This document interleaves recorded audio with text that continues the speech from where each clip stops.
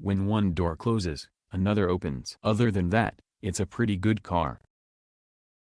Hello, Mr. Hussein. Saddam Hussein was sitting in his office wondering who to invade next when his telephone rang. Hello, Mr. Hussein, a heavily accented voice said. This is Paddy up in County Cavan, Ireland. I am ringing to inform you that we are officially declaring war on you. Well, Paddy, Saddam replied, this is indeed important news. Tell me, how big is your army? At this moment in time, said Paddy after a moment's calculation, there is myself, my cousin Sean, my next-door neighbor Jerry, and the entire Domino's team from the pub that makes 8. Saddam sighed. I must tell you Paddy that I have 1 million men in my army waiting to move on my command. Bagora, said Paddy, I'll have to ring you back. Sure enough, the next day Paddy rang back. Right Mr. Hussein, the war is still on. We have managed to acquire some equipment. And what equipment would that be, Paddy? Saddam asked. Well, we have 2 combine harvesters, a bulldozer and Murphy's tractor from the farm. Once more Saddam sighed. I must tell you,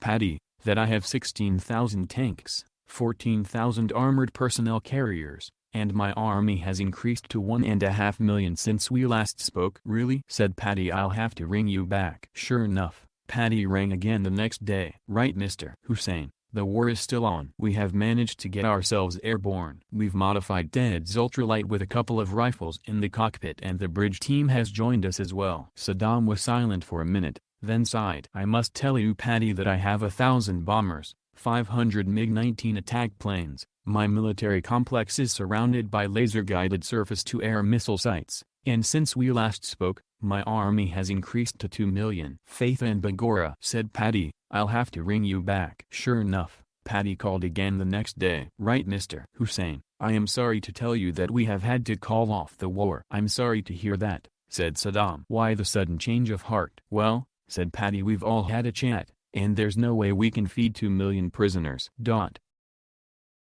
If you apply enough heat and pressure to Kid Rock, he turns into Neil Diamond.